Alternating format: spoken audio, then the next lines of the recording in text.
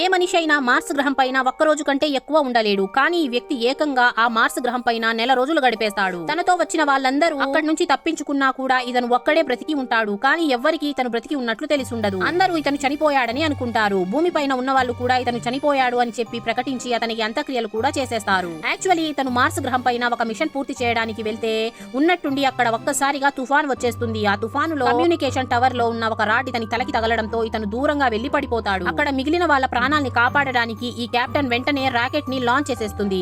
దాంతో వీళ్ళు ఈ వ్యక్తిని అక్కడే వదిలేసి వీళ్ళంతా వెళ్లిపోతారు. ఇతను మాత్రం ఆ గ్రహం పైన ఎలాగోలాగా బ్రతికిపోతాడు. ఆ తర్వాత ఇతను ఒక లెక్క వేసి కావలసినవి వాడుకుని ఈ గ్రహం పైన 400 రోజులు ఈజీగా బ్రతికేయచ్చు అని ఒక ప్లాన్ వేసుకుంటాడు. ఇప్పుడు ఈ గ్రహం పైన భూమి నుంచి 4 సంవత్సరాల తర్వాతే ఏదైనా విమానం వస్తుంది. దాంతో ఇతను ఈ 4 ఏళ్లలో తను తినడానికి కావాల్సిన ఫుడ్ తనే పండించుకోవాలి అని డిసైడ్ అవుతాడు. ఆ తర్వాత ఇతను తన దగ్గర ఉన్న షీట్లని 4 వైపులా అక్కడే ఉన్న ఇసుకని వేసి వ్యవసాయం చేయడం స్టార్ట్ చేస్తాడు.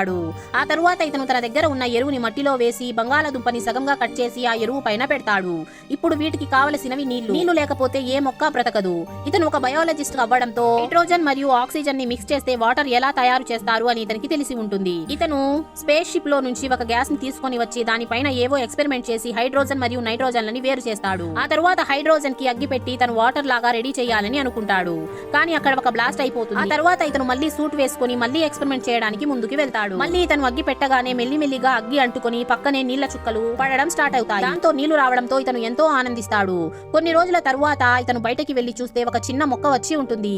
ఇలాగే కొన్ని రోజుల తరువాత అక్కడ పెద్ద పెద్ద చెట్లు వచ్చేసి ఉంటాయి. ఇతను చెట్టుని పీకి చూస్తే అతనికి కావాల్సిన ఫుడ్ వచ్చేసి ఉంటుంది. దాంతో ఇతను మళ్ళీ అదే విధంగా వ్యవసాయం చేయడం స్టార్ట్ చేస్తాడు. ఇతనికి తినడానికి ఫుడ్ దొరకడంతో ఇతను నెక్స్ట్ టార్గెట్ పైన దృష్టి పెడతాడు. నెక్స్ట్ మార్స్ గ్రహం పైన మనుషులు వచ్చేది ఇక్కడ నుంచి 4200 కిలోమీటర్ల దూరం అని ఇతనికి తెలుస్తుంది. దాంతో ఇతను తన దగ్గర ఉన్న వస్తువులన్నిటినీ కలిపి ఒక వాహనాన్ని రెడీ చేస్తాడు. ఆ వాహనం కేవలం 35 కిలోమీటర్లు మాత్రమే ఒకసారి నడుస్తుంది. దాంతో ఇతను తనతో పాటు 50 రోజులకి కావాల్సిన వస్తువులన్నిటినీ తీసుకుంటాడు. రాత్రి అయితే ఇతను అక్కడున్న చలికి వణికిపోతూ ఉంటాడు. అయినా కూడా ఇతను ఓడిపోకుండా ముందుకు వెళ్తూనే ఉంటాడు. ఒక రోజు భూమిపై ఉన్న శాటిలైట్ ఆపరేటర్ కి ఏదో మెల్లిమెల్లిగా కదలడం కనిపిస్తుంది. ఆమె జూమ్ చేసి చూస్తే అక్కడ ఒక బండి వెళ్తూ ఉంటుంది. దాంతో వీళ్ళు జూమ్ చేసి అతను ఇంకా బ్రతికే ఉన్నాడు అని చెప్పి షాక్ అయిపోతారు.